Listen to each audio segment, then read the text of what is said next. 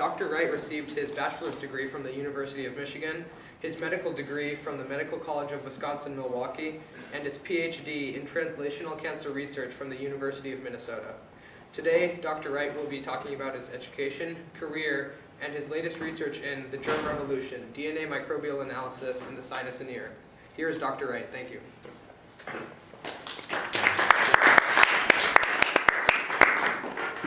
All right, so thank you for having me tonight, and I look forward to talking with you, and at the end answering questions. But if you have any questions during the middle of our talk, please just shout out or raise your hand, and we can go over things.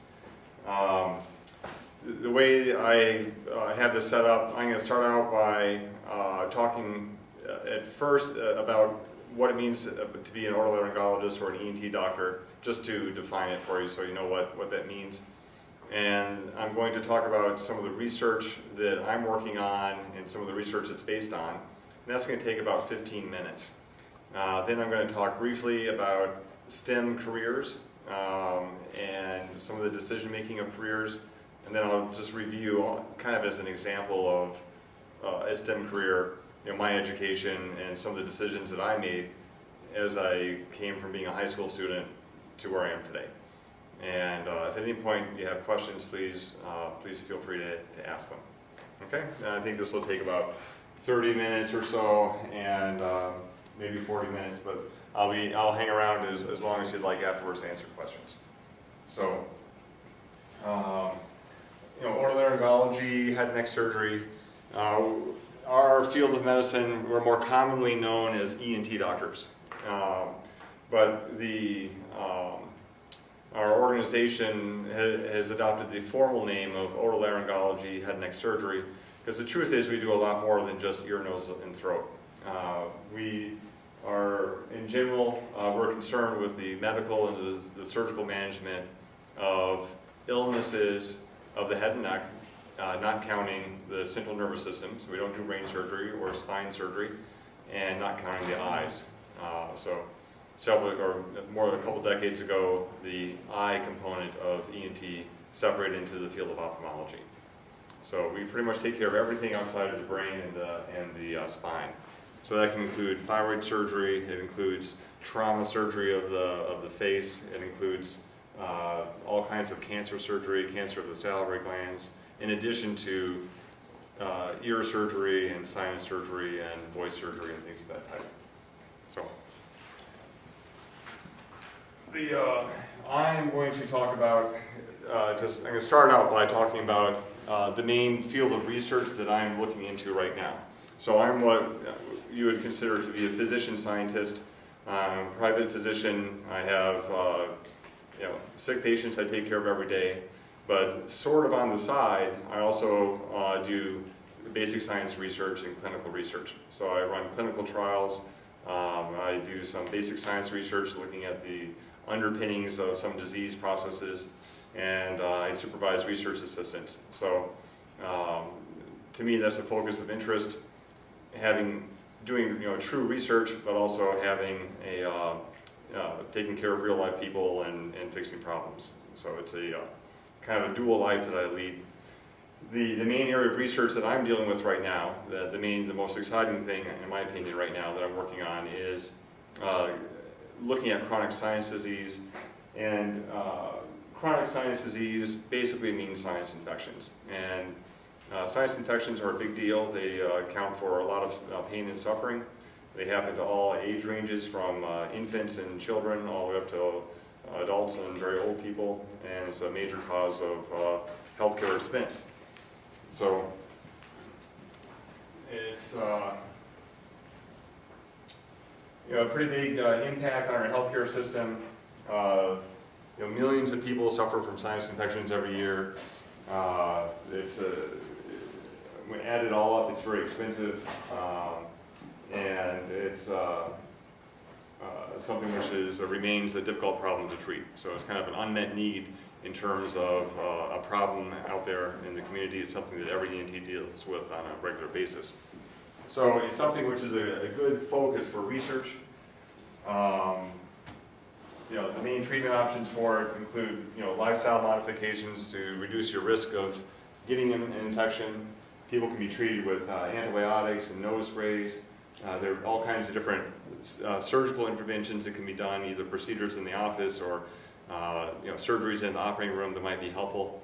But there's also new technologies and new ways of looking at infections that have just started to emerge that is the main focus of what I'm looking at. And a lot of that goes back to our understanding of infectious disease. And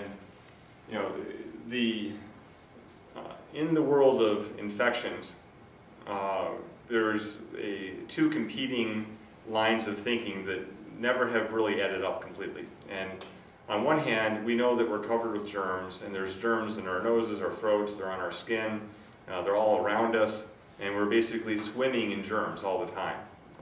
If you were to take every germ on your body and mound it together into a ball, it would be about 2 or 3 pounds. It'd be bigger than a softball.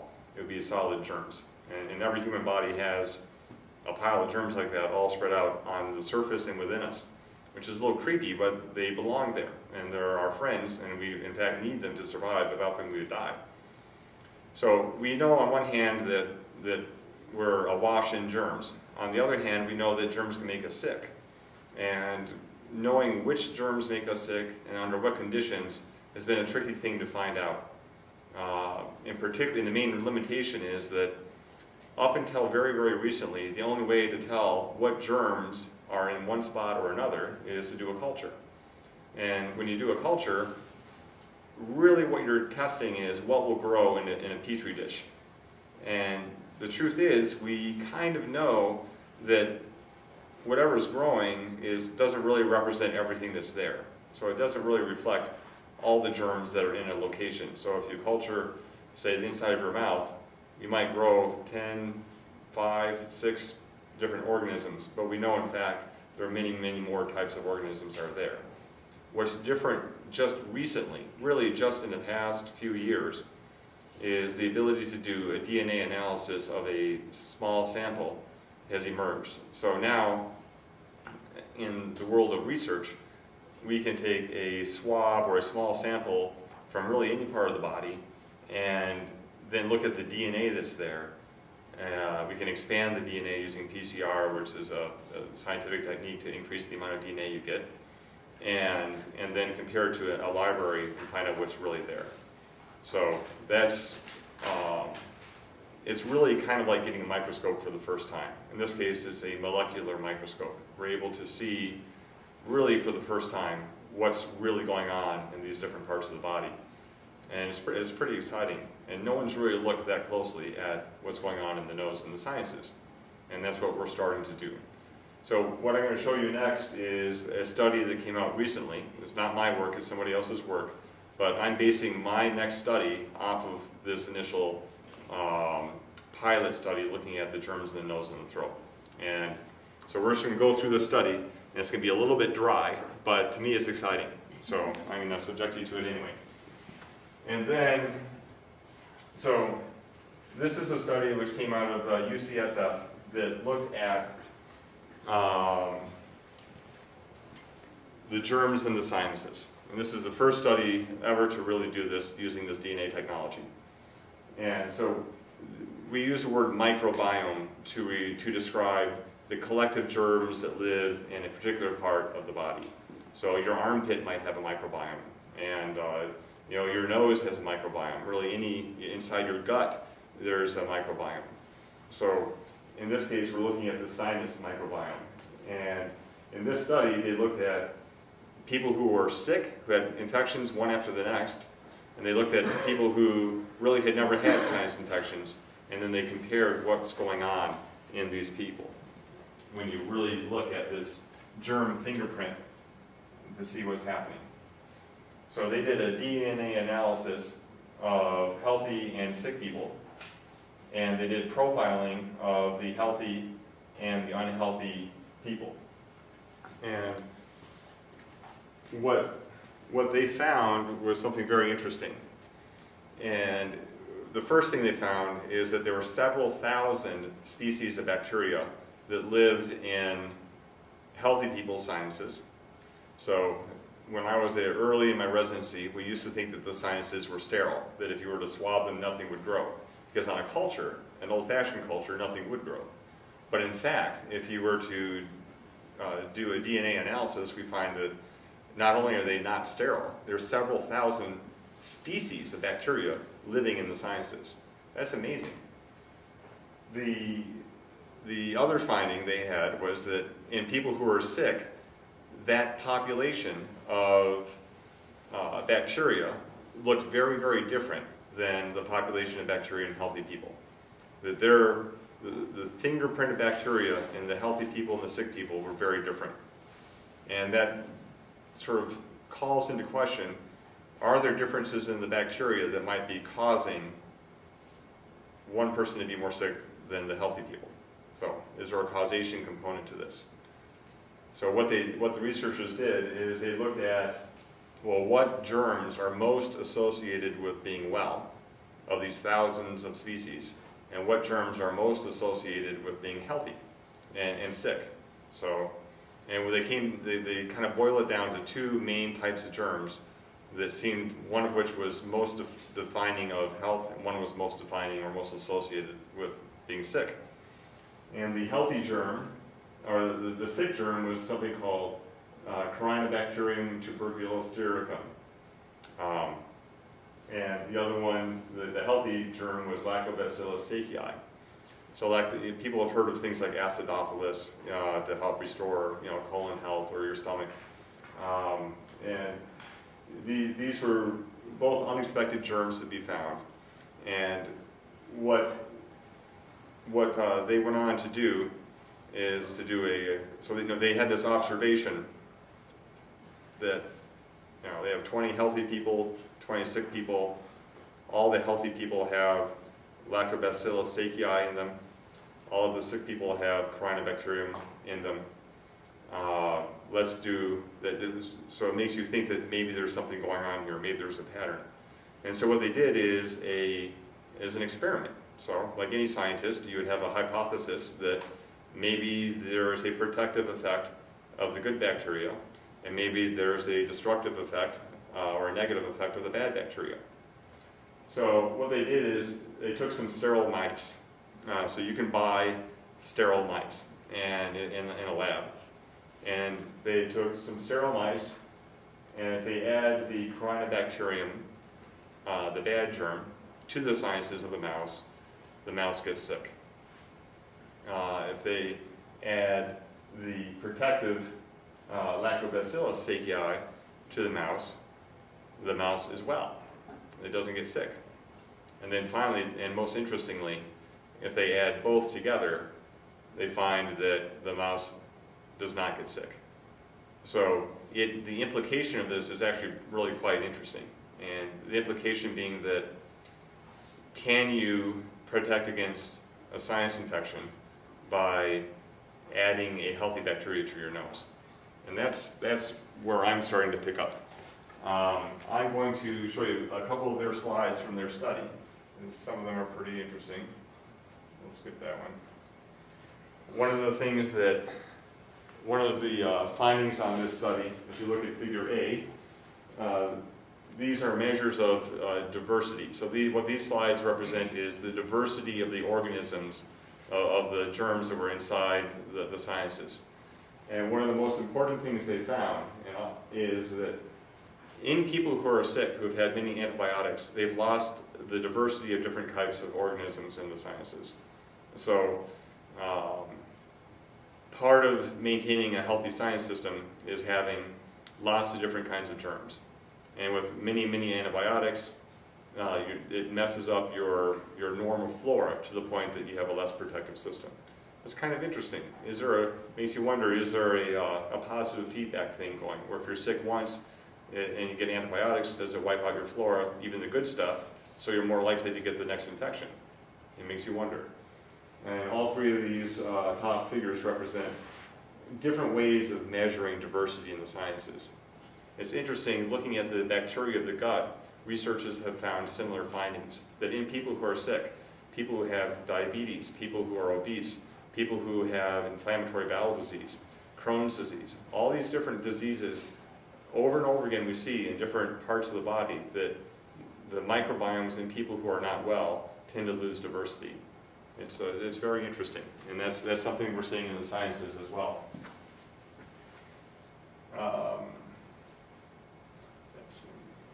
These are slides from the mice who were sacrificed. And the main point of this slide, the more interesting part of this slide, is that in figure 4, the one far to the right, we see these arrows which are pointing to the mucus cells of the lining of the sinuses in bacteria that are subjected to the Corynebacterium, they tend to get very sick.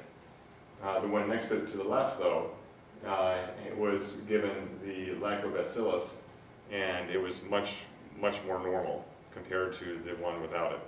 So again, it just shows, histologically, under the microscope, you can see a big difference in the mice that had the protective effect of the good bacteria to prevent the bad bacteria from causing infections. Very interesting. So the research that we are working on is building on this. What we're doing in our clinic, and actually what we've just started to do, we pushed through got IRB approval to do a human trial looking at the analysis of both ear microbiomes and sinus microbiomes with the idea of mapping these things out, which has really never been done before in a bigger population, and with the aim of laying the groundwork to do a human trial at some point to achieve our ultimate goal, which would be to do a prospective clinical trial looking at the application of favorable bacteria as an alternative to antibiotic treatment for sinus disease, which would be really the first ever proactive use of probiotics in this fashion in the nose. And so that's the research project that we're working on right now, is really getting the groundwork done in order to do a trial of that type. I actually have 4 high school students that are working with me right now from Waukee. They're a school to work program who are helping run these trials and collect these samples and do these things. So it's pretty fun to work with students, not unlike yourselves, who are able to get involved with this type of thing. So let's talk a little bit about STEM careers. We're going to shift gears. So take a moment and read this. This is from Adam Smith, who wrote The Wealth of Nations. He's a famous economist who pretty much defined the field of economics with his 1776 book called The Wealth of Nations.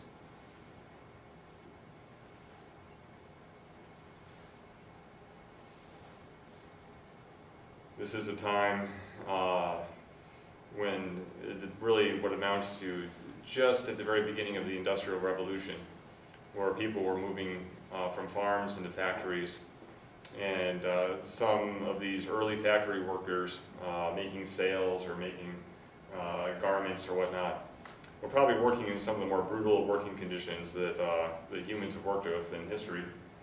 And you can imagine if your job were to do nothing more than turn a screw or pass a bolt through a hole over and over again all day long, that you'd be so bored out of your mind that it would be quite difficult for you, particularly if you were in a dangerous working condition. This is a pretty strong statements he makes here about the impact of your career on who you are as a human being. And I think it's interesting to look back at this and think to yourself, well, what do I want to do when I grow up, and how can it affect the rest of my who I am as just a person? It's obvious that Adam Smith thought that not getting a STEM job would be a really negative thing. So I worked in the cafeteria at the University of Michigan in Cousins Hall, 1988, and that was pretty, I felt a little bit like what Adam Smith was describing as I was washing dishes, and I knew that I had to make sure I finished my college degree and move on to a better job than that. So it was pretty miserable. There's a sociologist, Richard Florida, who recently wrote a book called The Rise of the Creative Class. And this book puts forth the idea that there's some of the class changes in the United States and really around the world. The main focus of the book is looking at the United States. Is undergoing a revolution over the past 50 years as people have been working more and more with their minds and less with their bodies. And he defines the creative class as scientists, computer workers, and IT people, financial people, people who are, the main value of their work is what they're doing with their minds rather than their bodies. And it's interesting to see if you define those jobs as such and look and track them over time since the 1900s, there's been a really big change. Farming, of course, has become almost insignificant as mechanization has made it more efficient. We don't need people harvesting corn by hand. The working class has sort of struggled since the mid-60s. The service class, which would be people who are cleaning, people who are in food service, things of this type, that's increased substantially, but the creative class has gone sky high as well. And it will continue to do so as technology allows us to use our minds more and more. And part of what this means, these are the subgroups that make up this concept of the creative class. But what this means to us and what it means to you as young people looking at careers is that the jobs are going to be in fields that require you to use your mind. And you're no longer competing against other people in this country, but you're going to be competing against everybody in the world. So what this really means is that you need to get an education and a higher education, and because times have changed to the point that a manufacturing job is just not going to happen and can't be relied on being there, and certainly won't pay and won't allow you to succeed. This is a slide from the Bureau of Labor Statistics looking at what are the STEM jobs, what are they likely to be through the next 5 to 10 years. So you can see the pie chart there. Another way of looking at it is that if there are 100 people sitting here right now of you guys who are interested in STEM, 73 of you would be in computing, 16 will be engineers, you'll have some life sciences, maybe some doctors or biologists, and other fields. But really computing is one of the dominant fields that will be having jobs open. And depending on what your interests are, that's something that should be thinking strongly about pursuing, and not just in medicine. I wanted to have a shout out to the young women that are here tonight. This slide looks at the percentage of STEM college degrees awarded to women comparing 1966 to 2012. It's pretty interesting. I mean, in 1966, it's pretty close to zero, the number of female engineers that would have come out of college with an engineering degree. Biology a little bit better, computer science much more equal, physics, earth sciences, but taken together, more than twice as many, or taken together, there's been a huge increase, in female participation in STEM jobs now compared to 1966. So things are moving in the right direction in terms of inclusion of women in scientific fields, but we also have to look at a slide like this that shows that as of 2012, there continues to be a huge difference in gender participation in these fields. So men continue to dominate engineering, computer science, and the other basic sciences. Biology is pretty much even. So I graduated from medical school in 1997, and there were pretty close to half, females in our class. Pretty close to that. It may have been 45% female. And so I'm not surprised to see in 2012 that the biology is equal. But in the math-based engineering and computer science, we see a pretty striking asymmetry. So I would, for the young women out here, you should see it as a challenge that there's still some work to be done in terms of getting these bar graphs more equal. So.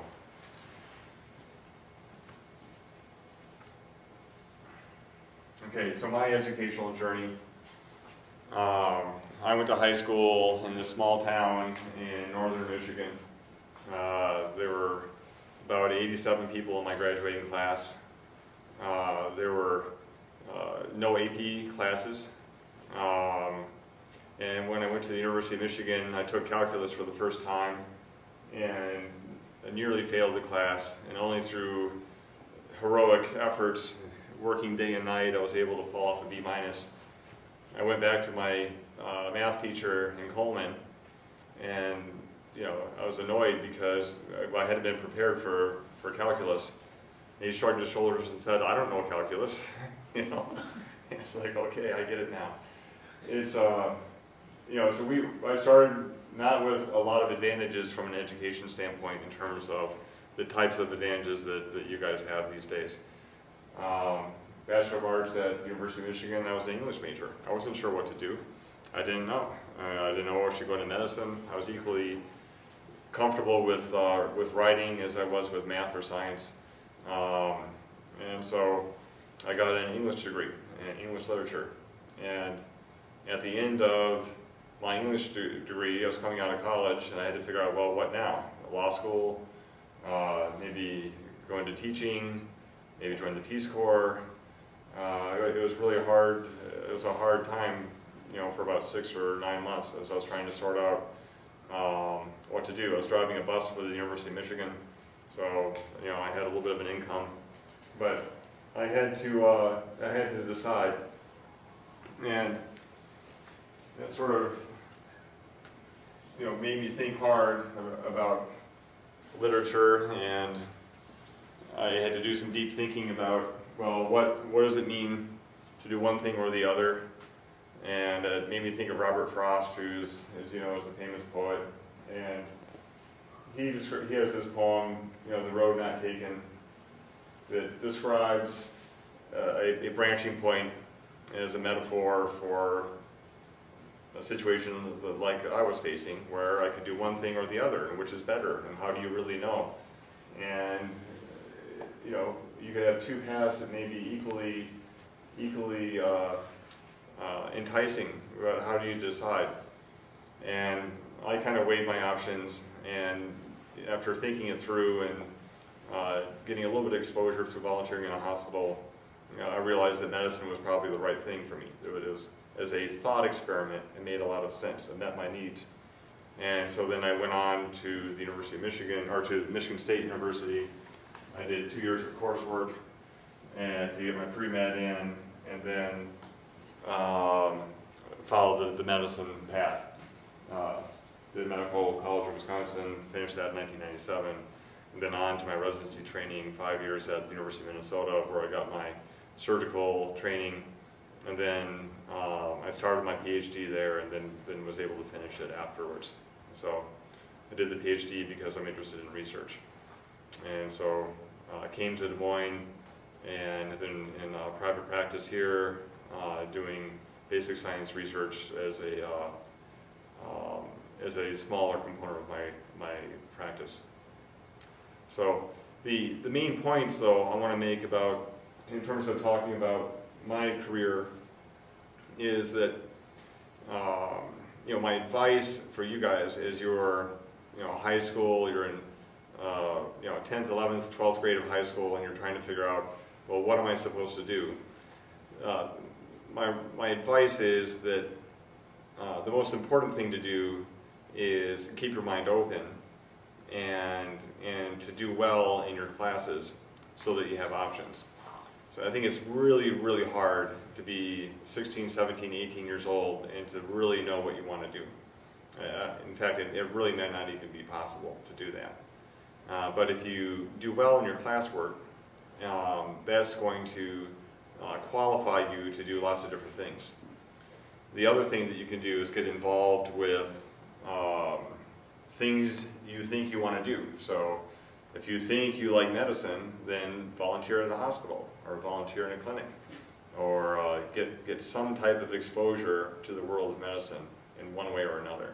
Because just being in that environment, you'll start to get an idea of what it's all about, what the daily realities might be in those situations. And it's a way of sort of sampling what that field might look like. And it may guide you down that path, or it may deter you from it. Likewise, whether it's engineering or computer science, and there are ways, especially in a big town like this, to start to get involved. And once you're in college, you can get involved even more. But what I think is most important is don't be afraid to change your mind. So if you think you want to be an engineer, and you get 2 years into it, and you realize that it's just the worst mistake you've ever made, don't feel like you have to plow through and become an engineer anyway. You're better off rethinking things and exploring a different path, because you're going to do best at a field you love. And most people in this room are probably smart enough to succeed in whatever field you go into. But just succeeding is really not the goal. You would really like to thrive. And to thrive, you have to really love what you do. And to love what you do, you have to be in the right fit. And to be in the right fit, you need to have an open mind and feel it out a bit. Because there are a lot of different kinds of jobs, a million variations of them. And none of you kids out there are done developing yet. So what you think today, you may not think later on, depending on your life experiences. And so keep your minds open, but as long as you do well in school, then you'll have opportunities. Any questions?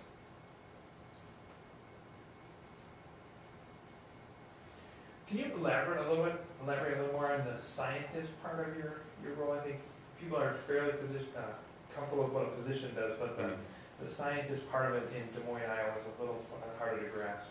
Yeah, so part of having my PhD puts me in a position to do research. And research is science. Research is asking a question, forming a hypothesis, designing an experiment, and collecting data, analyzing data, all with the aim of answering your hypothesis, answering your question that you've posed. Through clinical trials, through industry-sponsored trials with device companies, and through my own research that we've generated within our clinic. We're conducting several clinical trials on human beings and with devices that are looking at answering questions that we've formulated. And that's, in its essence, is the core of what it means to be a scientist. And so that's the science that I'm doing, and that's the way that I've been able to express my interest in science as a person. Even though I'm here in Des Moines, I'm not at a university. Is that we're able to create the science here indigenously, and by being involved that way.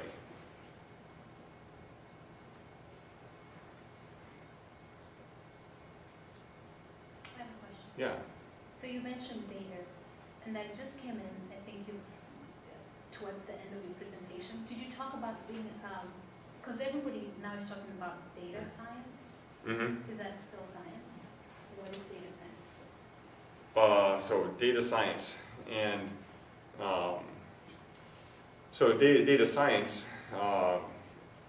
first of all, I'm not an expert on data science, But data science is, I would suppose it certainly is science. It's basically it's epidemiology. It's with a different name.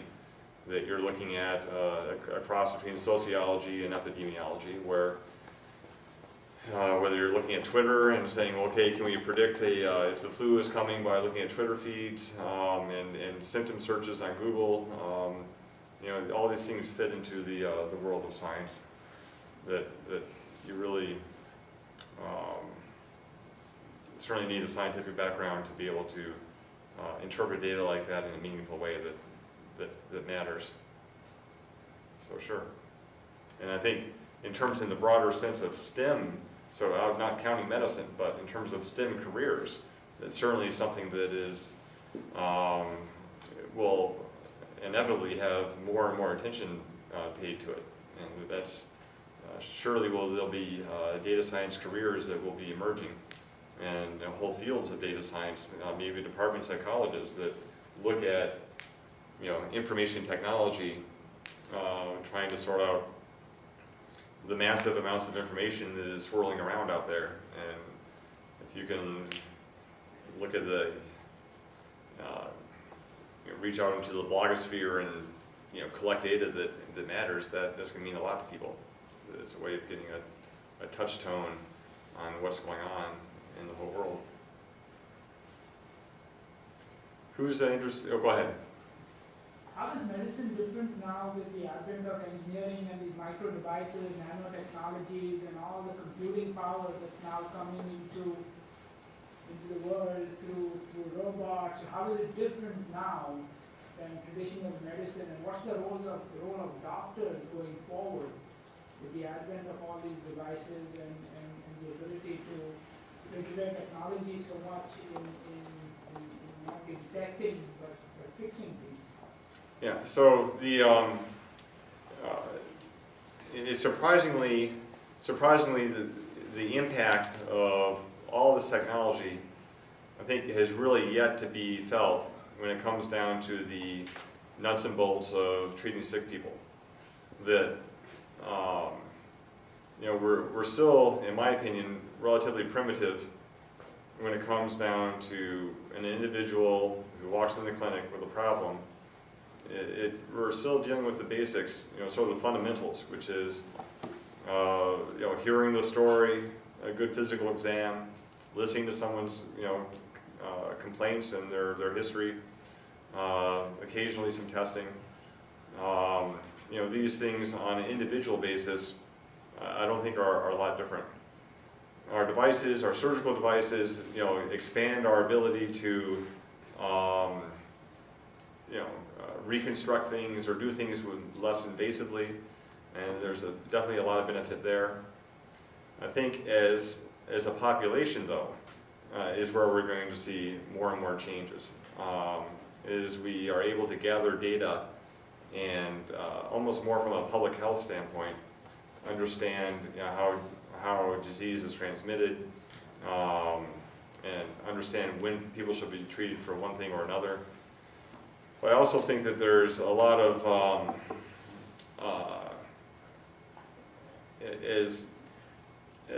the ability to take the huge amounts of data we have, analyze it, and make meaning out of it. I think that's going to have a big impact probably in the next 5 or 10 years. So right now we have almost more data than we know what to do with. And it hasn't been sorted out how to use it in a meaningful way. So you can, you know, you have your genome, you know, sequenced. You can learn your own genome, but what do you do with that yet? We don't know. So it takes time to work that out. So there's a lot that needs to be done. And we get the feeling now that there's a lot of potential, but thus far it hasn't really come to fruition yet, because it's all pretty immature in its development. We've only recently, in the scope of things, fairly recently even gotten the whole human genome sequenced. But already we're, you know, 100 times more efficient at sequencing. You can have your own genome sequenced in 15 minutes virtually. You know, but now what? You know, what do you do with all the information? We're still trying to figure it out. So we need people like you to figure this out. So who's more interested in engineering here? Are there engineers? Good. medicine people, computer science. Good. Any other questions about anything I talked about, or go ahead? Well, I was wondering, what conclusions have you made about the use of probiotics for health? So, I've made no conclusions. I've concluded that it's interesting and needs to be studied. So that's what I've concluded. So ask me 10 years from now, then I'll give you a conclusion. Is your data pointing anywhere? The data that you've collected? No, not yet. I'm just way too early in the whole thing. Okay, So that's exciting. to me, it's very exciting. I have opinions that I can't support, or that I can support with some information, but I haven't proven anything yet, so they're just ideas. But I think that it's plausible to replace, at least in some cases, a topical probiotic approach to a sinus infection rather than the antibiotic approach. That's what I think. But now my job is to go prove it, now that I think it. So that's what we're working toward.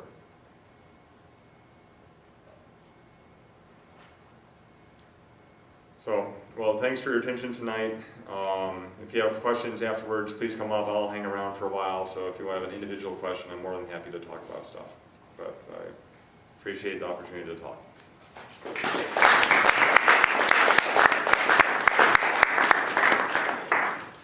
Dr. Wright, thank you for taking time from your busy schedule and spending time with us. We appreciate your commitment to furthering our education. Gabriel, Evan, Nathan, and I would like to thank everyone who came today.